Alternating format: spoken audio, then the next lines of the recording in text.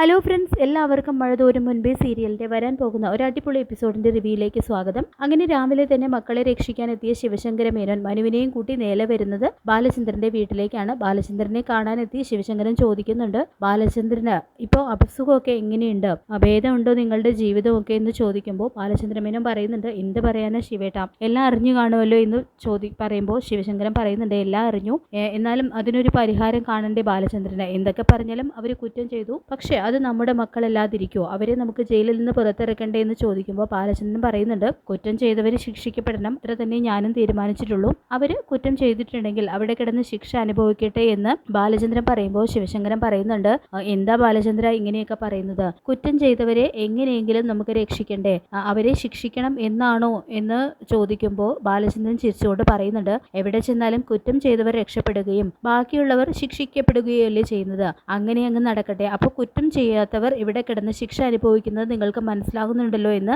വൈജയന്തിയെ പറ്റിയുള്ള കാര്യമാണ് ബാലചന്ദ്ര മേനോൻ ഉദ്ദേശിച്ചത് എന്ന് മനസ്സിലാക്കുന്ന ശിവശങ്കര മേനോൻ ഒന്നും മിണ്ടാതെ തന്നെ തല താഴ്ത്തി നിൽക്കുകയാണ് കേട്ടോ. എന്നിട്ട് പറയുന്നത്, ഇപ്പോൾ എനിക്ക് അതിനെപ്പറ്റി ഒന്നും സംസാരിക്കാനും സമയമില്ല, എങ്ങനെയെങ്കിലും നമ്മുടെ മക്കളെ പുറത്തിറക്കണം, അത് മാത്രമേ ഞാൻ ചിന്തിച്ചിട്ടുള്ളൂ എന്ന് ബാലചന്ദ്ര മേനോൻ പറയുമ്പോൾ ബാലചന്ദ്ര മേനോനാണെങ്കിൽ അതിന് വലിയ ഉത്തരവൊന്നും പറയാതെ നിൽക്കുന്ന സമയത്ത് മനു പറയുന്നുണ്ട്, അങ്കിളെ എന്താ അങ്ങോട്ടും ഇങ്ങോട്ടും ഇവിടെ ഒരു തർക്കത്തിന് വേണ്ടിയിട്ടാണോ നിങ്ങൾ വന്നത്, അതോ നിങ്ങളുടെ മക്കളെ പുറത്തിറക്കാൻ വേണ്ടിയിട്ടാണോ, അല്ലാതെ ഇവിടെ നിന്ന് ഇങ്ങനെ തർക്കിച്ചുകൊണ്ട് നിന്നു എന്ന് കരുതി അവരെ നമുക്ക് പുറത്തിറക്കാൻ പറ്റില്ല എന്നെല്ലാം പറയുമ്പോൾ ആ സമയത്ത് മനുവിനോടായിട്ട് ബാലചന്ദ്രൻ പറയുന്നുണ്ട്, മനുമോനെ നിന്നോട് ദേഷ്യം, എനിക്ക് നിന്നോട് ദേഷ്യമൊന്നുമില്ലടാ, പക്ഷേ നിന്റെ അച്ഛൻ പറയുന്നത് നീ കേൾക്കുന്നില്ലേ, കുറ്റം ചെയ്ത അവന്മാരെ ഞങ്ങൾ ചെന്ന് പുറത്തിറക്കണമെന്ന്. ഒരു പെൺകുട്ടിയെ മറ്റാരും കാണാതെ പിച്ച് ചീന്തിയിട്ട് അവന്മാരാണ് ഇപ്പോൾ ജയിലിൽ കിടക്കുന്നത്, അവന്മാരെ ഞാൻ ചെന്ന് പുറത്തിറക്കണമെന്നോ. ബാലചന്ദ്ര മേനോന് അത് കഴിയില്ല എന്ന് വീണ്ടും ശിവശങ്കരന്റെ മുഖത്ത് നോക്കിയിട്ട് പറയുന്നുണ്ട് കേട്ടോ ബാലചന്ദ്ര മേനോൻ. ഞാൻ ഒരു കാര്യം കൂടി പറയാം, ആ പെണ്ണ് ഇവിടെ വന്ന് കയറിയതിന് ശേഷമാണ് ഈ കുടുംബത്തിൽ ഇത്രയധികം പ്രശ്നങ്ങൾ ഉണ്ടായത്. സന്തോഷത്തോടു കൂടി ജീവിച്ചിരുന്ന വൈജയന്തിയുടെയും നിന്റെയും ബന്ധത്തിനിടയിൽ ഒരു വിള്ളൽ ഉണ്ടായത് അവള് കാരണമാണ്. നീ അല്ലെങ്കിൽ ഒന്ന് ആലോചിച്ച് നോക്ക്, അവൾ ഇവിടെ വന്നതിന് ശേഷമല്ലേ വൈജയന്തിയുടെ സ്വഭാവത്തിൽ ഇത്രയേറെ മാറ്റങ്ങൾ ഉണ്ടായത്. അതുപോലെ കുടുംബത്തിലെ ഓരോ ദിവസവും ഓരോരോ പ്രശ്നങ്ങൾ, നിനക്ക് ആരോഗ്യത്തിന് യാതൊരു കുഴപ്പവും ഇല്ലാതെ ജുവലറിയും ബിസിനസ്സുകളും ഒക്കെ ആയിട്ടാണ് നീ നോക്കിക്കൊണ്ട് നടന്നത്. നിനക്ക് പെട്ടെന്ന് ഒരു അറ്റാക്ക് ഉണ്ടായി, അതിനുശേഷം നിന്റെ ആരോഗ്യ നില തന്നെ തീരെ മോശത്തിലായി, ഓരോ ദിവസവും നിന്നെ ഹോസ്പിറ്റലിൽ കൊണ്ടുപോകേണ്ടി വരുന്നു. അതുപോലെ എന്തെല്ലാം പ്രശ്നങ്ങൾ, ഹരിയും രോഹിത്തും തമ്മിലുള്ള പ്രശ്നങ്ങൾ, ഇതൊക്കെ ഇവള് വന്ന് കയറിയതിന് ശേഷമല്ലേ ഉണ്ടായത് എന്ന് പറയുന്ന സമയത്ത് ഇതെല്ലാം പുറത്ത് നിന്ന് അലീന കേൾക്കുന്നുണ്ട് കേട്ടോ. അപ്പോൾ അവൾക്കത് കേൾക്കുമ്പോൾ വല്ലാത്ത സങ്കടമാവുന്നുണ്ട്. ബാലചന്ദ്രൻ ഈ സമയത്ത് പറയുന്നുണ്ട്, ശരിയാണ് ശിവേട്ട നിങ്ങൾ പറഞ്ഞത്, അലീന വന്നതിന് ശേഷം മാത്രമാണ് ഈ പ്രശ്നങ്ങളൊക്കെ ഇവിടെ ഉണ്ടായത്, പക്ഷെ അതിനു മുൻപ് ഇതെല്ലാം ഇങ്ങനെ അണഞ്ഞു കിടക്കുകയായിരുന്നില്ലേ, എന്നെ മറച്ചു വെച്ച് 22 വർഷങ്ങൾ വൈജ എൻ്റെ കൂടെ ജീവിച്ചു. അപ്പോൾ ഈ കഥകളെല്ലാം അലീന വന്നതിന് ശേഷം തന്നെയാണ് പുറത്തു വന്നത്. അലീന വരാതിരുന്നുവെങ്കിൽ വീണ്ടും ഞാൻ വിഡ്ഢിയായേനെ, എന്നെ നിങ്ങൾ എല്ലാവരും കൂടെ ചേർന്ന് വിഡ്ഢിയാക്കിയേനെ. പക്ഷേ അവള് വന്നതിന് ശേഷം ഞാൻ ഓരോരോ കഥകളായിട്ട് അറിയാൻ തുടങ്ങി, നിങ്ങൾ മൂടി വെച്ച നിങ്ങളുടെ അനിയത്തിയുടെ ചരിത്രങ്ങൾ ഞാൻ അറിയാൻ തുടങ്ങി. അത് അവള് കാരണമല്ലേ, അപ്പോൾ അതൊക്കെ വലിയൊരു തെറ്റാണോ, അവളെ നമ്മൾ കുറ്റം പറയേണ്ടതുണ്ടോ എന്ന് ചോദിക്കുമ്പോൾ വീണ്ടും ശിവശങ്കരനാണെങ്കിൽ യാതൊരു ഉത്തരവും പറയാൻ കഴിയാതെ കുനിഞ്ഞു നിൽക്കണം. പിന്നെ ഞാൻ ഒരു കാര്യം കൂടി നിങ്ങളോട് പറയാം, നിങ്ങളുടെ മകൻ ഹരിയും രോഹിത്തും ചേർന്ന് ആ പാവപ്പെട്ട പെൺകുട്ടിയെ ഇല്ലാതാക്കാൻ ശ്രമിച്ചതിനെ തുടർന്നാണ് അലീന അവളുടെ വയറ്റിൽ സ്വയം രക്ഷയ്ക്ക് വേണ്ടിയിട്ട് കത്തി കുത്തി കയറ്റിയത്. ആ സമയത്ത് അത് നിങ്ങൾ അറിഞ്ഞിട്ടുണ്ടോ എന്ന് ചോദിക്കുമ്പോൾ ശിവശങ്കരൻ അത് വല്ലാത്ത ഷോക്ക് ആവുന്നുണ്ട് കേട്ടോ. അപ്പോൾ അത് നിങ്ങളുടെ ഹരി കാരണമാണ്, അന്ന് അവൾ യാതൊരു കുറ്റവും പറഞ്ഞില്ല പോലീസിനോട്, അവൾ പറഞ്ഞു ഇത് അറിയാതെ പറ്റിയതാണ് എന്ന്. തനിയെ താഴെ വീണ സമയത്ത് കത്രിക അവളുടെ വയറ്റിൽ കുത്തി കയറിയതാണെന്ന് എന്ന് പറഞ്ഞു. അന്ന് അവൾ പോലീസിനോട് നിന്റെ മകനാണ് ഇതൊക്കെ ചെയ്തിരുന്നത് എന്ന് പറഞ്ഞിരുന്നെങ്കിൽ എന്താകുമായിരുന്നു അവസ്ഥ, അവൾ നിങ്ങളെയെല്ലാം രക്ഷപ്പെടുത്തുകയല്ലേ ചെയ്ത, എന്നിട്ടിപ്പോൾ അവൾക്കാണല്ലോ മൊത്തം കുറ്റം വരുന്നത് എന്ന് ചോദിക്കുന്ന സമയത്തും ശിവശങ്കരന്റെ മേനോന് യാതൊരു ഉത്തരവുമില്ലാതെ അങ്ങ് നിന്ന് പോവാണ് കേട്ടോ ചെയ്യുന്നത്. അവിടെ നിന്നിട്ട് ഇനി കാര്യമില്ല എന്ന് മനസ്സിലാക്കുന്ന ശിവശങ്കരനാണെങ്കിൽ നേരെ കോലഞ്ചേരിയിൽ നിന്നും രാജീവിന്റെ ഭാര്യ സഹോദരനെയും കൂട്ടിയാണ് ഹോസ്പിറ്റലിലേക്ക് പോകുന്നത്. അവിടെ ചെന്നപ്പോൾ വൈജിക്ക് വല്ലാത്ത ആശ്വാസമാവുന്നുണ്ട്, അയ്യോ ശിവേട്ട, ഞാൻ നിങ്ങളെ കാണാതെ എത്ര നേരമായിട്ട് ഇവിടെ നിൽക്കുന്നു, എനിക്ക് വല്ലാത്ത എന്തോ ടെൻഷൻ തോന്നുന്നു, എന്താണ് കാര്യങ്ങൾ എനിക്കൊന്നും അറിയാൻ പറ്റുന്നില്ല, ഞാൻ ഇവിടെ കിടക്കുന്നത് കൊണ്ട് എനിക്കാണെങ്കിൽ നാണക്കേട് കരുതി ഞാൻ ഫോൺ പോലും ഓഫാക്കിയാണ് വെച്ചിരിക്കുന്നത്, അതുകൊണ്ട് ആരെയെങ്കിലും വിളിക്കാനോ ഒരു വിവരം അറിയാനും പറ്റുന്നില്ല ശിവേട്ട, എന്താ ഇവിടുത്തെ കാര്യങ്ങൾ, സ്റ്റേഷനിൽ തന്നെയാണോ ഇപ്പോൾ എൻ്റെ മോനും ഹരിയൊക്കെ ഉള്ളത്, അവൻ എന്തെങ്കിലും പറഞ്ഞോ, നിങ്ങൾ ആരെങ്കിലും അവരെ കാണാൻ പോയോ, എന്തെങ്കിലും ഒന്ന് പറയൂ ശിവേട്ട എന്നെല്ലാം വൈജ ആവർത്തിച്ച് ചോദിക്കുമ്പോൾ ശിവൻ പറയുന്നുണ്ട്, ഞാൻ എന്ത് പറയാനാ വൈജയെ, അവന്മാര് ചെയ്ത തെറ്റ് നിനക്ക് അറിയില്ലേ, ഒരു പാവപ്പെട്ട പെൺകുട്ടിയെ ഇല്ലാതാക്കിയതിനാണ് അവന്മാർ അവിടെ കിടക്കുന്നത് എന്ന് പറയുമ്പോൾ അങ്ങനെ പറഞ്ഞിട്ട് കാര്യമുണ്ട് ശിവേട്ട, നമ്മുടെ മക്കളായി പോയില്ലേ അവന്മാര്, അവർ ചെയ്തത് തെറ്റ് തന്നെയാണ്, ഒരിക്കലും തിരുത്താൻ പറ്റാത്ത ഒരു തെറ്റ് എന്ന് കരുതി നമുക്ക് അവരെ വിട്ടുകളയാൻ പറ്റുമോ എന്ന് പറയുമ്പോൾ ശിവശങ്കരൻ പറയുന്നുണ്ട്, ഇല്ല, പക്ഷെ നമുക്ക് ഉടനെ ചെന്ന് അവരെ രക്ഷിച്ചു കൊണ്ടുവരാൻ പറ്റില്ല വൈജയ്. ഇത് എത്രത്തോളം വലിയൊരു കേസാണ്. നമ്മൾ അവരെ ചെന്ന് രക്ഷിക്കുകയാണെങ്കിൽ നാട്ടുകാരും പാർട്ടിക്കാരും വീട്ടുകാരും എല്ലാം നമുക്കെതിരെ തിരിയും. അതുകൊണ്ട് ഒരിക്കൽ നമുക്ക് പെട്ടെന്ന് അങ്ങനെ അവരെ രക്ഷപ്പെടുത്തി കൊണ്ടുവരാൻ കഴിയില്ല എന്ന് പറയുമ്പോൾ വൈജയന്തി പറയുന്നുണ്ട്, ശിവേട്ട, നിങ്ങൾ ജയിലിൽ പോയ സമയത്ത് എൻ്റെ രോഹിത്തിനോട് സംസാരിച്ചോ? അവൻ എങ്ങനെയുണ്ട്? അവനെ പോലീസുകാർ നന്നായിട്ട് ഉപദ്രവിച്ചോ എന്നെല്ലാം ചോദിക്കുമ്പോൾ ശിവൻ പറയുന്നുണ്ട്, പിന്നെ ഉപദ്രവിക്കാതെ ഇരിക്കുമോ വൈജയ്? ഇത്രയധികം വലിയ കുറ്റം ചെയ്തിട്ട് അവൻ നന്നായിട്ട് കൊടുത്തിട്ടുണ്ടാകും രണ്ടുപേർക്കും. ഹരിക്കാണെങ്കിൽ യാതൊരു കൂസലും ഇല്ല, അത് പണ്ടേ അങ്ങനെ തന്നെയാണല്ലോ. പക്ഷെ രോഹിത്തിനെ കണ്ടിട്ട് എനിക്ക് വല്ലാത്ത പാവം തോന്നുന്നുണ്ട്. രോഹിത് ആകെപ്പാടെ അങ്ങ് ക്ഷീണിച്ചു പോയി, ഒന്നും മിണ്ടുന്നില്ല, മിണ്ടാട്ടൊന്നും ഇല്ലാതെയാണ് അവൻ ഇരിക്കുന്നത്. അവന് വല്ലാത്തൊരു അവൻ്റെ മുഖം കണ്ടിട്ട് വല്ലാതെ തോന്നുന്നു. അവൻ്റെ മുഖം കാണുമ്പോൾ തന്നെ എനിക്ക് പേടിയാവുന്നു വൈജയ് എന്നൊക്കെ പറയുമ്പോൾ വൈജയ്ക്കും അത് കേട്ട് വല്ലാതെ സങ്കടമാവുന്നുണ്ട്. അപ്പോൾ വൈജയ് പറയുന്നുണ്ട്, ഇനി എന്ത് ചെയ്യാനാ ശിവേട്ട? അവരെ രക്ഷിക്കാൻ വേണ്ടി നമുക്കിനി ഒന്നും ചെയ്യാൻ കഴിയില്ലേ എന്ന് ചോദിക്കുമ്പോൾ ശിവശങ്കരൻ പറയുന്നുണ്ട്, നീ ടെൻഷൻ അടിക്കാതെ കിടക്കുക, എന്തെങ്കിലും നമുക്ക് ചെയ്യാം. നമുക്ക് എന്തായാലും നമ്മുടെ മക്കളായി പോയില്ലേ, അവർ തെറ്റ് ചെയ്തിട്ടുണ്ടെങ്കിൽ പോലും അവരെ രക്ഷിച്ചു വരണ്ടേ? അതുകൊണ്ട് നീ കൂടുതലൊന്നും ഇതിനെപ്പറ്റി ആലോചിക്കണ്ട, ഇപ്പൊ നിന്റെ ആരോഗ്യത്തെ പറ്റി ശ്രദ്ധിക്കുക എന്ന് പറഞ്ഞിട്ട് ശിവശങ്കര മേനോൻ അവിടെ നിന്നും വീണ്ടും ചോദിക്കുന്നുണ്ട്, നീ എത്ര നാളായി വൈജയ് ഈ ഹോസ്പിറ്റലിൽ കിടക്കുന്നത്? ഇനി എത്ര നാൾ ഇവിടെ കിടക്കാനാണ് നിന്റെ തീരുമാനം? നിനക്ക് തിരിച്ച് നിന്റെ വീട്ടിലോട്ട് പോകണ്ടേ എന്ന് ചോദിക്കുമ്പോൾ വൈജയ് പറയുന്നുണ്ട്, ഇനി കുറച്ചു നാളും കൂടെ ഇവിടെ കിടക്കട്ടെ ശിവേട്ട, എൻ്റെ മനസ്സൊക്കെ ഒന്ന് ശാന്തമാട്ടെ. എല്ലാം കൂടി ചിന്തിച്ചിട്ട് എനിക്ക് യാതൊരു എത്തും പിടിയും കിട്ടുന്നില്ല, ജീവിക്കണോ എന്ന് പോലും യാതൊരു താല്പര്യവും എനിക്കില്ല. പക്ഷെ വൈജയ് തോറ്റു കൊടുക്കില്ല, ആരുടെയും അടുത്ത് വൈജയന്തി തോറ്റു കൊടുക്കില്ല. വൈജയന്തി എന്താണെന്ന് ഞാൻ കാണിച്ചു കൊടുക്കും. അതിനു വേണ്ടിയിട്ട് തന്നെയാണ് എൻ്റെ തീരുമാനവും. ഞാൻ ഇനി ഇവിടെ കുറച്ചു നാൾ കിടന്നിട്ട് ഇനി എങ്ങോട്ടെങ്കിലും മാറണം എന്ന് പറയുന്നുണ്ട് കേട്ടോ വൈജയ്. തുടർന്ന് വീണ്ടും പറയുന്നുണ്ട്, ശിവേട്ട, നമുക്ക് അവരെ ഇറക്കാൻ വേണ്ടിയിട്ട് കുറച്ച് പൈസ കൊടുത്താലോ? 10 ലക്ഷം രൂപയോ എത്ര രൂപ വേണമെങ്കിലും ഞാൻ ചെലവാക്കാം, അവരെ ഒന്ന് പുറത്തിറക്കിയാൽ മതി എന്ന് പറയുമ്പോൾ ശിവശങ്കരൻ പറയുന്നുണ്ട്, അങ്ങനെ ക്യാഷ് കൊടുത്താൽ അവരെ പുറത്തിറക്കാൻ പറ്റുമായിരുന്നുവെങ്കിൽ ഞാൻ എപ്പോഴേ അവരെ പുറത്തിറക്കിയേനെ വൈജയ്. അതിനൊന്നും നിവർത്തിയില്ല. അങ്ങനെയാണെങ്കിൽ ഞാൻ 10 അല്ല 20, 30, 50 ലക്ഷം രൂപ വരെ ആ പെൺകുട്ടിക്ക് കൊടുത്തേനെ. പക്ഷെ ആ പെൺകുട്ടിയുടെ വീട്ടുകാരോ പെൺകുട്ടിയോ അതിന് സമ്മതം മൂളണ്ടേ? അവർക്ക് ക്യാഷ് ഒന്നും വേണ്ട, അവർക്ക് നീതിയാണ് ആവശ്യം. ഇനി മറ്റൊരു പെൺകുട്ടിക്കും ഇങ്ങനെ ഒരു അവസ്ഥ ഉണ്ടാകരുത് എന്നാണ് അവർ പറയുന്നത്. അതുകൊണ്ട് ഇനി ആ പൈസ കൊടുത്തൊന്നും ഒത്തുതീർപ്പാക്കാൻ കഴിയില്ല, എന്തായാലും നമുക്ക് കോടതിയിൽ വെച്ച് കാണാം എന്ന് പറഞ്ഞ് അവരവിടെ നിന്നും പോകുന്നുണ്ട് കേട്ടോ. അങ്ങനെ ഇരിക്കുകയാണ്. അപ്പോൾ അലീന ആണെങ്കിൽ ശരണ്യയെ കാണാൻ വേണ്ടിയിട്ട് അവളുടെ വീട്ടിലേക്ക് വരുന്നുണ്ട്. അപ്പോൾ ആദ്യമൊക്കെ ശരണ്യയെ കാണാൻ ചെന്ന അലീനയെ നാട്ടുകാരും വീട്ടുകാരും ഒക്കെ കൂടി ചേർന്ന് അടിച്ചൊടിച്ച് വിടുന്നുണ്ടെങ്കിലും അവളെ രക്ഷപ്പെടുത്തുന്നത് ഒരു ഓട്ടോറിക്ഷ ഡ്രൈവറാണ് കേട്ടോ. അങ്ങനെ അവളെ തിരിച്ചു കൊണ്ടുവന്നതിന് ശേഷം വീണ്ടും അലീന പല പ്രാവശ്യം ശരണ്യയെ കാണാനായിട്ട് അവിടെ പോകുന്നുണ്ട്. അങ്ങനെ ശരണ്യയും ഒത്ത് സംസാരിക്കുന്നതിനിടയിലാണ് ശരണ്യയോടായിട്ട് അലീന പറയുന്നത്, മോളെ, നിനക്ക് എന്തായാലും ഇങ്ങനെ ഒരു ദുരന്തം സംഭവിച്ചു, അതിന് നിന്നെ അങ്ങനെ ആരാണോ നിന്നെ ഉപദ്രവിച്ചത് അവർ ശിക്ഷിക്കപ്പെടുക തന്നെ ചെയ്യും. പക്ഷെ നിനക്കറിയാലോ, അതിൽ 4 പേരുണ്ടായിരുന്നു എന്നും 3 പേരാണ് നിന്നെ ഉപദ്രവിച്ചത് എന്നും അതിൽ ഒരാൾ നിന്റെ ശരീരത്തിൽ തൊടുകയോ ഉപദ്രവിക്കുകയോ ഒന്നും തന്നെ ചെയ്തിട്ടില്ല എന്ന് നീ തന്നെ പറയുന്നുണ്ട്. അപ്പോൾ അത് നിനക്ക് കോടതിയിൽ പറഞ്ഞൂടെ മോളെ? എന്തിനാണ് തെറ്റ് ചെയ്യാത്ത ഒരാളെ ശിക്ഷിക്കുന്നത്? അപ്പോൾ അത് നിന്റെ കയ്യിലല്ലേ ഇരിക്കുന്നത്. ബാക്കി 3 പേർക്കും നീ എന്തായാലും ശിക്ഷ വാങ്ങിച്ചു കൊടുക്കണം. അവർക്ക് കിട്ടാവുന്നതിൽ വെച്ച് ഏറ്റവും നല്ല ശിക്ഷ തന്നെ നീ വാങ്ങി കൊടുക്കണം. ഇനി ഒരു പെണ്ണിന്റെയും ജീവിതം അവന്മാരെ നശിപ്പിക്കാൻ പാടില്ല. അതിന് ഈ ചേച്ചി എത്ര വേണമെങ്കിലും നിന്റെ കൂടെ ഉണ്ടാവും. പക്ഷെ തെറ്റ് ചെയ്യാത്തവർ ശിക്ഷിക്കപ്പെടണോ മോളെ എന്നിങ്ങനെ ചോദിക്കുന്ന സമയത്ത് ശരണ്യ പറയുന്നുണ്ട്, ചേച്ചി, അതിന് എനിക്ക് എന്ത് ചെയ്യാൻ കഴിയും? ഞാൻ ഈ നാണം കേട്ട കോടതിയിൽ എനിക്ക് തല ഉയർത്തി വരാനായിട്ട് എനിക്ക് കഴിയില്ല ചേച്ചി. എനിക്ക് ആളുകളെ കാണുന്നത് പോലും പേടിയാണ്. മറ്റുള്ളവർ എന്ത് കണ്ണു വെച്ച് കാണുമെന്നും എനിക്കറിയില്ല. അവരെല്ലാം എന്നെ ആക്ഷേപിക്കില്ലേ? അല്ലെങ്കിൽ ഒരു ദയനീയ ഭാവത്തോടെ ആയിരിക്കില്ലേ അവരെന്നെ നോക്കുന്നത്? അതൊന്നും എനിക്ക് സഹിക്കാൻ കഴിയില്ല ചേച്ചി. എൻ്റെ കാര്യം മാത്രമല്ല, എൻ്റെ വീട്ടുകാർ, എൻ്റെ അച്ഛൻ, അമ്മ, അവരെയൊക്കെ ഇപ്പോൾ ഒരു പരിഹാസപാത്രമായിട്ട് മാത്രമാണ് നാട്ടുകാർ കാണുന്നത് എന്ന് പറയുമ്പോൾ അലീന വീണ്ടും പറഞ്ഞു കൊടുക്കുന്നുണ്ട്, മോളെ, നമ്മൾ അങ്ങനെ ഭയന്ന് ജീവിക്കാൻ തുടങ്ങിയാൽ നമുക്ക് മുന്നോട്ട് ജീവിക്കാൻ കഴിയില്ല. മോള് തല ഉയർത്തിപ്പിടിച്ച് തന്നെ കോടതിയിലേക്ക് വരണം, സത്യങ്ങൾ വിളിച്ചു പറയണം, കുറ്റം ചെയ്തവർ ശിക്ഷിക്കപ്പെടണം, പക്ഷേ കുറ്റം ചെയ്യാത്തവരെ നിരീക്ഷിക്കണം. അത് നിനക്കേ ആകുള്ളൂ എന്ന് അലീന പറഞ്ഞതിനെ തുടർന്ന് പിറ്റേന്ന് തന്നെ കോടതിയിലേക്ക് വരുന്നുണ്ട് കേട്ടോ ശരണ്യ. അപ്പോൾ അവിടെ വെച്ച് ഹരി ശരണ്യയെ കാണുകയാണ്. അപ്പോൾ ഹരിയുടെ മുഖത്ത് വല്ലാത്ത ദേഷ്യമാവുന്നുണ്ട്. നീ കാരണമാണ് ഞാനിപ്പോൾ ജയിലിലായത്, ഇനി ഞാൻ പുറത്തിറങ്ങട്ടെ, ഇതല്ല ഇതിനപ്പുറം നിനക്ക് ഞാൻ തരാനുള്ളത് തരും. അങ്ങനെ ഞങ്ങളെ ജയിലിലാക്കിയില്ലേ എന്നൊക്കെ മനസ്സിൽ വിചാരിക്കുന്നുണ്ട് കേട്ടോ ഹരി. അപ്പോൾ ആ ഒരു ഭാവത്തോടു കൂടി തന്നെയാണ് ഹരി ശരണ്യെ നോക്കുന്നത്. ആ സമയത്ത് ശരണ്യയും അവനെ ഇങ്ങനെ ദേഷ്യത്തോടു കൂടി തന്നെ നോക്കുന്നുണ്ട്. നിന്നെയും ഒരിക്കലും ഞാൻ ജയിലിൽ നിന്നും പുറത്തിറക്കാൻ അനുവദിക്കില്ല എന്നൊരു ഭാവത്തോടു കൂടി തന്നെയാണ് കേട്ടോ ശരണ്യയും. അങ്ങനെ ശരണ്യ കോടതിയിൽ കയറുന്നു. ശരണ്യയോട് ചോദിക്കുന്നുണ്ട്, നിന്നെ ഈ 4 പേരും നിന്നെ ഉപദ്രവിച്ചു എന്ന് ചോദിക്കുന്നതിന് തുടർന്ന് ശരണ്യ പറയുന്നുണ്ട്, എന്നെ 3 പേര് മാത്രമാണ് ഉപദ്രവിച്ചത്. അതിൽ 4 പേർ ഉണ്ടായിരുന്നുവെങ്കിലും ഒരാൾ എന്നെ ഉപദ്രവിക്കുകയോ ഒന്നും തന്നെ ചെയ്തിട്ടില്ല എന്ന് പറയുമ്പോൾ ശരണ്യയുടെ ആ വാക്ക് കേൾക്കുമ്പോൾ എല്ലാവർക്കും വല്ലാത്തൊരു പ്രതീക്ഷ ഉണ്ടാവുന്നുണ്ട് കേട്ടോ.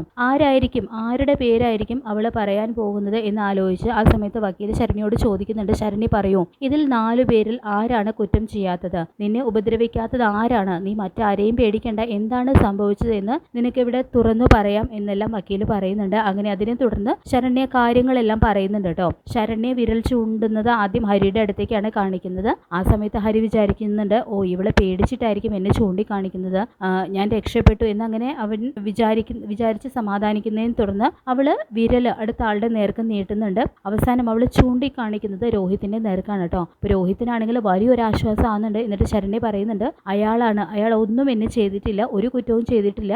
അങ്ങനെ ശരണ്യയുടെ ആ വാക്കിനെ തുടർന്ന് രോഹിത്തിനെ കോടതി കുറ്റവിമുക്തനാക്കുന്നുണ്ട്. ബാക്കി എല്ലാവരെയും തന്നെ ജാമ്യമില്ലാതെ ജയിലിലേക്ക് കൊണ്ടുപോവാണ് കേട്ടോ ചെയ്യുന്നത്. രോഹിത്തിനാണെങ്കിൽ അതൊരു വലിയ ആശ്വാസം ആകുന്നുണ്ട്. എന്നിട്ട് രോഹിത് ശരണ്യയുടെ നേർക്ക് കൈകുപ്പിക്കൊണ്ട് പറയുന്നുണ്ട്, നന്ദി, എല്ലാത്തിനും നന്ദി. ഞാൻ ചെയ്യാത്ത കുറ്റത്തിന് ജയിലിലാകുമോ എന്ന് പേടിച്ചു, പക്ഷെ നീ കാരണം എന്നെ പുറത്തിറക്കി, ഒരുപാട് നന്ദിയുണ്ടെന്ന് പറയുന്ന സമയത്ത് ശരണ്യ പറയുന്നുണ്ട്, എന്നോടല്ല രോഹിത് നന്ദി പറയേണ്ടത്, അവിടെ നിൽക്കുന്ന അലീന ചേച്ചിയോടാണ്. അലീന ചേച്ചി കാരണമാണ് ഞാൻ ഇത്ര ധൈര്യത്തോടുകൂടി ഇവിടെ വന്ന് ഈ സത്യങ്ങളെല്ലാം തുറന്നു പറഞ്ഞത്. നാണക്കേട് കരുതി ഞാൻ മരിച്ചാലോ എന്ന് പോലും ആലോചിച്ചു. പക്ഷേ അവിടെ നിന്നെല്ലാം എന്നെ അലീന ചേച്ചിയാണ് ഒരുപാട് കാര്യങ്ങൾ പറഞ്ഞ് ധൈര്യത്തോടെ ഇവിടേക്ക് കൊണ്ടുവന്നത്. ഇപ്പോൾ എന്നെ പഴയ പോലെ ആക്കിയത് അലീന ചേച്ചിയാണ്. ആ ചേച്ചി ഇല്ലായിരുന്നെങ്കിൽ ഒരു പക്ഷേ ഞാനിപ്പോൾ ജീവിച്ചിരിക്കുന്നത് പോലും ഉണ്ടാവില്ല. പക്ഷെ അലീന ചേച്ചി പറഞ്ഞു, അതൊന്നും നമ്മുടെ ജീവിതത്തിന്റെ ഒരു ഭാഗം മാത്രമാണ്, അതെല്ലാം മറക്കാനായിട്ട് നമ്മൾ പഠിക്കണമെന്ന്. അങ്ങനെ അലീന ചേച്ചി എനിക്ക് ധൈര്യം തന്നു. ഞാൻ ഇവിടേക്ക് വന്നത് എന്നെ പഴയ ശരണ്യയാക്കി മാറ്റിയതിൽ അലീന ചേച്ചിക്ക് ഒരുപാട് പങ്കുണ്ട് എന്ന്. അതുകൊണ്ട് നീ അലീന ചേച്ചിയോട് മാപ്പ് പറയൂ. അലീന ചേച്ചിയാണ് നിന്നെ രക്ഷപ്പെടുത്തി ഇവിടെ കൊണ്ടുവന്നത്, അല്ലാതെ ഞാനല്ല. ഞാൻ ഇവിടെ വന്ന് പറഞ്ഞു എന്ന് മാത്രമേ ഉള്ളൂ. പക്ഷെ ഞാൻ ഇവിടെ വരാനുള്ള കാരണം അലീന ചേച്ചിയാണ്. എത്രയോ പാടുപെട്ടിട്ടാണ് അലീന ചേച്ചി എന്നെ വന്ന് പലതവണ കണ്ട് ഓരോ കാര്യങ്ങൾ പറഞ്ഞത്. അലീന ചേച്ചി വീട്ടിൽ വരുന്ന സമയത്ത് എൻ്റെ അച്ഛനും അമ്മയും നാട്ടുകാരും ചേർന്ന് അലീന ചേച്ചി ഉപദ്രവിച്ചിട്ടുണ്ട്. പക്ഷെ അലീന ചേച്ചി അതൊന്നും കണക്കിലെടുക്കാതെ വീണ്ടും എന്നെ കാണാൻ വന്നു, എനിക്ക് അതിനുള്ള ഊർജം തന്നു. അങ്ങനെയാണ് ഞാനിപ്പോൾ ഇവിടെ സത്യങ്ങൾ പറയാൻ വേണ്ടി വന്നത് എന്നെല്ലാം ശരണ്യെല്ലാം തുറന്നു പറയുമ്പോൾ രോഹിത്തിന് അതിന് കേട്ട് ഒരുപാട് സങ്കടമാവുന്നുണ്ട് കേട്ടോ. തൻ്റെ വീട്ടിൽ തന്നോടൊപ്പം താമസിച്ചിട്ട് തൻ്റെ ചേച്ചിയെ താൻ അറിയാതെ പോയല്ലോ. ഇത്രയും നന്മയുള്ള ഒരാളായിരുന്നു അലീന ചേച്ചി. ഞാൻ എന്തുമാത്രം കുത്തുവാക്കുകൾ പറഞ്ഞ് അലീന ചേച്ചിയെ ദ്രോഹിക്കാൻ ശ്രമിച്ചു. അന്ന് ഞാനും ഹരിയും കൂടെ ചേർന്ന് അലീന ചേച്ചി ഇല്ലാതാക്കാൻ ശ്രമിച്ചു. പക്ഷെ അതൊന്നും ചേച്ചി മനസ്സിൽ വെക്കാതെ ഇപ്പോൾ എന്നെ രക്ഷിക്കാൻ വേണ്ടി വന്നിരിക്കുന്നു. അങ്ങനെ അതെല്ലാം ആലോചിച്ച് കൈകൂപ്പി അലീനയോട് മാപ്പ് പറയുന്നുണ്ട് കേട്ടോ രോഹിത്. ആ സമയത്ത് അലീനയ്ക്കും വല്ലാത്ത സന്തോഷമാവുന്നുണ്ട്. അപ്പോൾ അലീന പറയുന്നുണ്ട്, പോട്ടെ മോനെ, അതൊന്നും സാരമില്ല, അതൊക്കെ നീ ചെയ്യാത്ത കുറ്റത്തിന് ജയിലിൽ കിടക്കരുതെന്ന് മാത്രമേ ഞാൻ ആഗ്രഹിച്ചിട്ടുള്ളൂ. വാ നമുക്ക് വീട്ടിലേക്ക് പോകാം. അപ്പോൾ വീട്ടിലേക്കോ എന്ന് ചോദിച്ചുകൊണ്ട് രോഹിത് ഇങ്ങനെ പകച്ചു നിൽക്കുമ്പോൾ രോഹിത് പറയുന്നുണ്ട്, ഇല്ല ചേച്ചി, ഞാൻ വരുന്നില്ല, എനിക്കിനി അങ്ങോട്ടേക്ക് വരാൻ കഴിയില്ല. ഞാൻ ഇനി എവിടെയെങ്കിലും ഒളിച്ചു താമസിക്കാൻ പോകുന്നു. എനിക്ക് കോളേജിലേക്കോ എൻ്റെ ഫ്രണ്ട്സിനെയോ എനിക്ക് പുറത്തേക്ക് ഇറങ്ങാനും കഴിയില്ല. ആളുകൾ എന്നെ കൊന്നു തിന്നുകളയും. അവർ വിചാരിക്കുന്നത് പൈസ കൊടുത്തിട്ടായിരിക്കും എന്നെ പുറത്തിറക്കി കൊണ്ടുവരുന്നത് എന്നാണ്, അല്ലാതെ ഞാൻ ഒരു തെറ്റും ചെയ്യാതെയാണ് പുറത്തിറങ്ങിയത് എന്ന് ആരും വിചാരിക്കില്ല എന്നെല്ലാം രോഹിത് പറയുമ്പോൾ അലീന പറഞ്ഞു കൊടുക്കുന്നുണ്ട്, അല്ല മോനെ, ഇപ്പോൾ എല്ലാവരും അറിഞ്ഞില്ലേ നീ കുറ്റം ചെയ്തിട്ടില്ല എന്ന്, പിന്നെ എന്തിനാ നീ പേടിക്കുന്നത്? വാ നമുക്ക് നമ്മുടെ വീട്ടിലേക്ക് തന്നെ പോകാം എന്ന് പറയുന്നുണ്ട് കേട്ടോ അലീന. അങ്ങനെ രോഹിത്തിന് അനില കാര്യങ്ങളൊക്കെ പറഞ്ഞ് മനസ്സിലാക്കി ധൈര്യമൊക്കെ കൊടുത്ത് സ്വന്തം വീട്ടിലേക്ക് കൊണ്ടുപോകുന്നുണ്ട്. അതിനുശേഷം നേരെ ബാലചന്ദ്രൻ വന്ന് അലീനയോട് വല്ലാതെ സ്നേഹത്തോടെ സംസാരിക്കുകയൊക്കെ ചെയ്യുന്നുണ്ട് കേട്ടോ. മോളെ, നിന്നോട് എത്ര നന്ദി പറഞ്ഞാലും മതിയാവില്ല. രോഹിത് നിന്നെ എത്രമാത്രം ദ്രോഹിക്കാൻ ശ്രമിച്ചു, പക്ഷെ നീ അവനെ ഒരു സഹോദരനെ പോലെ കണ്ടു എന്നല്ല, നിന്റെ സഹോദരൻ തന്നെയല്ലേ അവൻ എന്നെല്ലാം പറയുമ്പോൾ അലീന പറയുന്നുണ്ട്, എന്താ അച്ഛാ ഇങ്ങനെയൊക്കെ എന്നോട് പറയുന്നത്? അവൻ എൻ്റെ കുഞ്ഞനുജനല്ലേ, അവനെ രക്ഷിക്കേണ്ടത് എൻ്റെ ഉത്തരവാദിത്വമല്ലേ അച്ഛാ? അവൻ ഒരു തെറ്റും ചെയ്തിട്ടില്ലല്ലോ, പിന്നെ എന്താ എന്നിങ്ങനെ പറയുമ്പോൾ ബാലചന്ദ്രനും രോഹിത്തിനെ കെട്ടിപ്പിടിക്കുന്നുണ്ട്. മോനെ പോട്ടെ എന്ന് പറഞ്ഞുകൊണ്ട് വീട്ടിലേക്ക് കൂട്ടിക്കൊണ്ട് പോവാണ് കേട്ടോ. അങ്ങനെ വീട്ടിൽ കൊണ്ടാക്കി മനസ്സിലാക്കിയതിന് ശേഷം ബാലചന്ദ്രൻ നേരെ കാണുന്നത് വൈജയെ കാണാനായിട്ടാണ്. ഹോസ്പിറ്റലിലാണ്. അപ്പോൾ അവിടെ ചെന്ന സമയത്ത് വൈജയന്തിയോടായിട്ട് ബാലചന്ദ്രൻ പറയുന്നുണ്ട്, രോഹിത്തിനെ വീട്ടിലേക്ക് കൊണ്ടുവന്ന് അവൻ ഒരു തെറ്റും ചെയ്തിട്ടില്ല എന്ന് കോടതിയിൽ തെളിഞ്ഞു. ആ പെൺകുട്ടി വന്ന് അവന് വേണ്ടി മൊഴി പറഞ്ഞു. അവൻ അവളെ ഉപദ്രവിച്ചിട്ടില്ല, ബാക്കി 3 പേരും ചേർന്നാണ് അവളെ ഉപദ്രവിച്ചത് എന്ന് ബാലചന്ദ്രൻ പറയുമ്പോൾ വൈജയ്ക്കും അത് കേട്ട് ഒരുപാട് സന്തോഷമാവുന്നുണ്ട്. എന്നിട്ട് പറയുന്നുണ്ട്, അതിനും കാരണം നീ വീട്ടുവേലക്കാരി എന്നും അങ്ങനെയെന്നും ഇങ്ങനെയെന്നും ഒക്കെ വിളിക്കുന്ന നിന്റെ ശത്രു അലീന തന്നെയാണ്. അവൾ കാരണമാണ് നിന്റെ മകനെ ഇപ്പോൾ അവൾ കോടതിയിൽ നിന്നും രക്ഷിച്ചുകൊണ്ട് വന്നത് എന്ന് പറയുമ്പോൾ വല്ലാത്ത ദേഷ്യം വരുന്നുണ്ട് വൈജയ്ക്ക്. എന്നിട്ട് വൈജയന്തി പറയുന്നുണ്ട്, ഓ അതിൻ്റെയും ക്രെഡിറ്റ് അവൾക്ക് തന്നെ ഇരിക്കട്ടെ. അവൾ എന്താ ചെയ്തത്? ആ ഒരു പെൺകുട്ടിയെ മൊഴി മാറ്റി പറഞ്ഞതുകൊണ്ടല്ലേ ഇപ്പോൾ മോൻ രക്ഷപ്പെട്ടത്, അല്ലാതെ അവൾ വല്ലതും പറഞ്ഞിട്ടാണോ? അവൾക്ക് തന്നെ എല്ലാ ക്രെഡിറ്റും ഇരിക്കട്ടെ, കഷ്ടം എന്ന് തന്നെ വൈജ പറയുമ്പോൾ ബാലേന്ദ്രൻ പറയുന്നുണ്ട്, അങ്ങനെയൊന്നുമല്ല. അലീന എത്രയോ പ്രാവശ്യം ശരണയുടെ വീട്ടിൽ പോയി അവളെ കണ്ടു. അതിനുശേഷമാണ് ശരണയുടെ മൊഴി അവൾ മാറ്റി പറഞ്ഞത്. പക്ഷെ അവളെ കാണാൻ പോകുമ്പോൾ എല്ലാം അലീനയ്ക്ക് എന്തുമാത്രം ഉപദ്രവങ്ങളും ഓരോ കൊത്തുവാക്കുകളും കേൾക്കേണ്ടി വന്നിട്ടുണ്ടെന്ന് നിനക്കറിയാമോ? അതെല്ലാം സഹിച്ച് വീണ്ടും വീണ്ടും അവൾ ശരണയുടെ വീട്ടിൽ പോയി മാപ്പപേക്ഷിച്ചു. ആരാണ് തെറ്റ് ചെയ്തത് അവർ മാത്രം ശിക്ഷിക്കപ്പെടണമെന്നും തെറ്റ് ചെയ്യാത്തവർ ഒരിക്കലും ശിക്ഷിക്കപ്പെടാൻ പാടില്ല എന്നും ആ കുട്ടിക്ക് പറഞ്ഞു മനസ്സിലാക്കി കൊടുത്ത് അതിനെ പുറത്തേക്ക് വരാൻ വേണ്ടിയിട്ട് ധൈര്യം കൊടുത്ത് കോടതിയിൽ കൊണ്ടുവന്നത് അലീനയാണ്. അങ്ങനെയാണ് നിന്റെ മകൻ രക്ഷപ്പെട്ടത് എന്ന് പറയുന്നുണ്ട് കേട്ടോ. ആ സമയത്ത് തന്നെ രോഹിത്തും അവിടേക്ക് വരുന്നുണ്ട്. അപ്പോൾ രോഹിത്ത് പറയുന്നുണ്ട്, അലീന ചേച്ചിയാണ് അമ്മേനെ രക്ഷപ്പെടുത്തി കൊണ്ടുവന്നത്. അലീന ചേച്ചിയും ഞാനും ഒരുമിച്ചാണ് ഇവിടേക്ക് വന്നത് എന്ന്. അപ്പോൾ പറയുന്നുണ്ട്, അലീന ചേച്ചിയോ? നിനക്ക് അവളെ രക്ഷിച്ചു കൊണ്ടുവന്നത് കൊണ്ട് ഇപ്പോൾ നിന്റെയും അവളുടെ സ്നേഹം പിടിച്ചു പറ്റിയല്ലേ? അലീന ചേച്ചി എന്നാടാ നീ അവളുടെ ചേച്ചി, നിനക്ക് അവൾ ചേച്ചിയായത് എന്ന് പറയുമ്പോൾ രോഹിത്ത് പറയുന്നുണ്ട്, അമ്മയ്ക്ക് അലീന ചേച്ചി ഇതുവരെ മനസ്സിലാക്കാൻ കഴിഞ്ഞിട്ടില്ല. ഓരോരോ കാരണങ്ങൾ ഉണ്ടാകുമ്പോഴേ അലീന ചേച്ചിയെ നമുക്ക് മനസ്സിലാകുകയുള്ളൂ. ഒന്നും പ്രതീക്ഷിക്കാതെയാണ് അലീന ചേച്ചി ആ വീട്ടിൽ വന്നത്. നമ്മളെ എല്ലാവരെയും അലീന ചേച്ചി കൂടപ്പിറപ്പായിട്ട് കണ്ടതുമൊക്കെ. പക്ഷെ നമ്മൾ മാത്രമാണ് അലീന ചേച്ചിയെ മനസ്സിലാക്കാതിരുന്നത്. അലീന ചേച്ചി ഒരു പാവമാണ് അമ്മയ്ക്ക് അത് എപ്പോഴെങ്കിലും മനസ്സിലാവും എന്ന് പറയുമ്പോൾ ബബിതയും അവിടേക്ക് വരുന്നുണ്ട് കേട്ടോ. അപ്പോൾ ബബിതയെ കണ്ടതും വൈജയന്തി ചോദിക്കുന്നുണ്ട്, എന്താണ് ഈ ബബിതയും നടക്കുന്നതൊക്കെ? അലീനയെ പറ്റി ഇപ്പോൾ രോഹിത്തിന് വലിയ അഭിപ്രായമാണല്ലോ. അലീന ചേച്ചി എന്നൊക്കെ വിളിക്കാൻ തുടങ്ങിയല്ലോ. അലീനയാണ് അവനെ രക്ഷപ്പെടുത്തി കൊണ്ടുവന്നത് എന്നുള്ള മട്ടിലാണ് അവന്റെ ഭാവം. അവനെയും പറഞ്ഞു മയക്കി അവൾ അത്ര തന്നെ എന്ന് പറയുമ്പോൾ ബബിത പറയുന്നുണ്ട്, അല്ല അമ്മ വിചാരിക്കുന്നത് പോലെയൊന്നും അല്ല കാര്യങ്ങൾ. അലീന ഒരു പാവമാണ്. അവൾ ഒരുപാട് കഷ്ടപ്പെട്ടു രോഹിയേട്ടനെ ജയിലിൽ നിന്നും കൊണ്ടുവരാൻ വേണ്ടിയിട്ട്. ഒരുപാട് പേരുടെ ഉപദ്രവങ്ങൾ സഹിച്ചു. എന്നിട്ടും അവൾ വീണ്ടും ആ കുട്ടിയുടെ വീട്ടിൽ ചെന്ന് മാപ്പ് അപേക്ഷിച്ചു. അങ്ങനെയാണ് രോഹിയേട്ടനെ പുറത്തു കൊണ്ടുവന്നത്. അമ്മ വിചാരിക്കുന്നത് പോലെയൊന്നും അല്ല. അലീന ചേച്ചി ഒരു പാവമാണ്.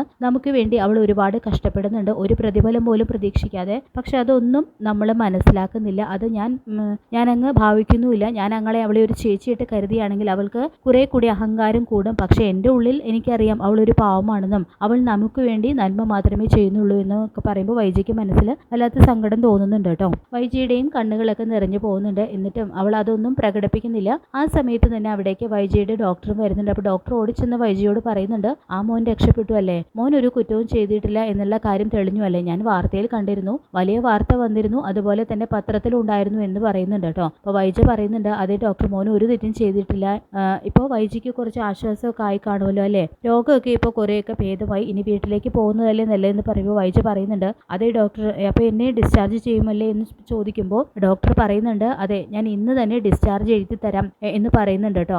അതിനെ തുടർന്ന് വൈജ നേരെ കമലയെ വിളിക്കുന്നുണ്ട്. കമലേട്ടത്തി, ഞാൻ ഇന്ന് ഡിസ്ചാർജ് ആവാണ് കേട്ടോ, ഞാൻ അങ്ങോട്ടേക്കാണ് വരുന്നത്, എനിക്കൊരു ഹോം നേഴ്സിനെ ഏർപ്പാടാക്കി തരുമോ എന്ന് ചോദിക്കുമ്പോൾ കമല ദേഷ്യത്തോടു കൂടി പറയുന്നുണ്ട്, നിന്റെ മോൻ രക്ഷപ്പെട്ടു, നിനക്കതുകൊണ്ട് ആശ്വസിക്കാം, പക്ഷെ എൻ്റെ മോനോ അവിടെ ജയിലിൽ കിടക്കുന്നു, അതൊന്നും നിനക്ക് ആലോചിക്കണ്ടല്ലോ അല്ലേ വൈജ എന്ന് പറഞ്ഞുകൊണ്ട് ദേഷ്യത്തിൽ ഫോൺ കട്ട് ചെയ്യുന്നുണ്ട് കേട്ടോ. ആ സമയത്ത് വൈജയുടെ അടുത്തേക്ക് ബാലേന്ദ്രൻ വരുന്നുണ്ട്. വൈജ, നീ ഇന്ന് ഡിസ്ചാർജ് ആവാണല്ലോ, എങ്ങോട്ടാണ് നീ പോകുന്നതെന്ന് ചോദിക്കുമ്പോൾ ബാക്കി മക്കൾ പറയുന്നുണ്ട്, അമ്മേ നമുക്ക് വീട്ടിലേക്ക് പോകാം. അമ്മ ആ അലയിൽ നിൽക്കുന്നത് കൊണ്ട് തന്നെ വൈജ തോട്ടു കൊടുക്കാൻ തയ്യാറാവുന്നില്ല കേട്ടോ. അപ്പോൾ വൈജ പറയുന്നുണ്ട്, വീട്ടിലേക്കോ? ഞാൻ അങ്ങോട്ട് വരുന്നില്ല എന്നല്ലേ പറഞ്ഞത്, അവളെല്ലാം ആ വീട്ടിലേക്ക് ഞാൻ വരുന്നില്ല, അതിന് എത്ര തന്നെ നിർബന്ധിച്ചാലും വൈജ ആരുടെ മുന്നിലും തോറ്റു കൊടുക്കില്ല എന്ന് പറഞ്ഞുകൊണ്ട് ബാലചന്ദ്രന്റെ മുഖത്തേക്ക് നോക്കുന്നുണ്ട് കേട്ടോ വൈജ. അപ്പോൾ ബാലേന്ദ്രൻ പറയുന്നുണ്ട്, നീ ഒന്നും ഒരു കാലത്തും നന്നാവില്ല എന്ന് ദേഷ്യത്തോടു കൂടി പറയുന്നുണ്ട്. ആ സമയത്ത് രോഹിത്തും പറയുന്നുണ്ട്, എന്താ അമ്മ ഈ പറയുന്നത്? അലീന ചേച്ചിയാണ് എന്നെ രക്ഷിച്ചു കൊണ്ടുവന്നത്. ഞാനിപ്പോൾ അമ്മയുടെ മുന്നിൽ നിൽക്കുന്നതിന് പകരം അലീന ചേച്ചി തന്നെയാണ്. അലീന ചേച്ചിയോടുള്ള ദേഷ്യമെല്ലാം എനിക്ക് മാറിക്കഴിഞ്ഞു. ഇനി അമ്മയ്ക്ക് കൂടെ മാത്രമേ അലീന ചേച്ചിയോടുള്ള ദേഷ്യം മാറാനുള്ളൂ. അമ്മ സ്നേഹിക്കേണ്ട, പക്ഷേ ഇങ്ങനെ അലീന ചേച്ചിയെ ദേഷ്യം കാണിക്കരുത് എന്ന് പറയുന്നുണ്ട് കേട്ടോ. അപ്പോൾ ആ സമയത്ത് അലീനയുടെ മുഖത്ത് നോക്കിയിട്ട് വൈജ പറയുന്നുണ്ട്, നിന്നെ ഇപ്പോൾ എല്ലാവരും പുകഴ്ത്തുന്നുണ്ടല്ലോ, അപ്പോൾ എൻ്റെ ഭാഗത്ത് നിന്നുകൂടെ നിനക്ക് ഒരു നന്ദി വാക്ക് പറയണമല്ലേ. അങ്ങനെ പറഞ്ഞിട്ട് ദേഷ്യത്തോടു കൂടി തന്നെയാണ് കേട്ടോ അലീനയുടെ മുന്നിൽ കൈകൂപ്പി നിൽക്കുന്നത്. എൻ്റെ മകനെ രക്ഷിച്ചുകൊണ്ട് വന്നതിന് തൃപ്തിയായല്ലോ, നന്ദി എന്ന് പറയുകയാണ് വൈജ. ആ സമയത്ത് അലീന പറയുന്നുണ്ട്, മാഡത്തിൻ്റെ നന്ദിയൊന്നും എനിക്ക് ആവശ്യമില്ല, ഞാൻ ചെയ്യേണ്ടത് മാത്രമേ ചെയ്തിട്ടുള്ളൂ. രോഹിത് കുറ്റക്കാരനല്ല എന്ന് എനിക്ക് മനസ്സിലായി, അതുകൊണ്ട് തന്നെയാണ് ഞാൻ അവിടെ വന്ന് അവനെ രക്ഷിച്ചുകൊണ്ട് വന്നത്, അല്ലാതെ നിങ്ങളുടെ നന്ദി പ്രകടനത്തിന് ഒന്നും വേണ്ടിയിട്ടല്ല എന്ന് പറയുന്നുണ്ട് കേട്ടോ. അപ്പോൾ ഇതൊക്കെ കേൾക്കുമ്പോൾ വൈജയുടെ ഉള്ളിൽ ചെറിയൊരു സഹതാപമൊക്കെ തോന്നുന്നുണ്ടെങ്കിലും വൈജ അതൊന്നും പുറത്തേക്ക് കാണിക്കുന്നില്ല. തുടർന്ന് രോഹിത് പറയുന്നുണ്ട്, അലീന ചേച്ചി ഇല്ലാത്ത വീട്ടിലേക്ക് ഇനി ഞാനും വരുന്നില്ല. അലീന ചേച്ചി എവിടെയുണ്ടോ അവിടെ മാത്രമേ കുറേ നന്മകളും ഉണ്ടെന്ന് എനിക്ക് മനസ്സിലായി. അമ്മയും എന്നെങ്കിലും അലീന ചേച്ചിയുടെ ഉള്ളിൽ നന്മ തിരിച്ചറിയും. അന്ന് അമ്മയുടെ ഈ പിണക്കം എല്ലാം മാറും, അതെനിക്ക് ഉറപ്പാണ് എന്ന് പറഞ്ഞുകൊണ്ട് ഈ ഒരു എപ്പിസോഡ് അവിടെ അവസാനിക്കുകയാണ്. അപ്പോൾ ഈ ഒരു എപ്പിസോഡ് നിങ്ങൾക്ക് ഇഷ്ടമായിട്ടെങ്കിൽ ചാനൽ സബ്സ്ക്രൈബ് ചെയ്യാനും ഈ ഒരു എപ്പിസോഡ് ലൈക്ക് ചെയ്യാനും മറക്കരുത്. അപ്പോൾ നമുക്ക് മഴ തോരും മുമ്പേ സീരിയലിൻ്റെ പുതുപുത്തൻ വിശേഷങ്ങളുമായിട്ട് വീണ്ടും കാണാം. താങ്ക്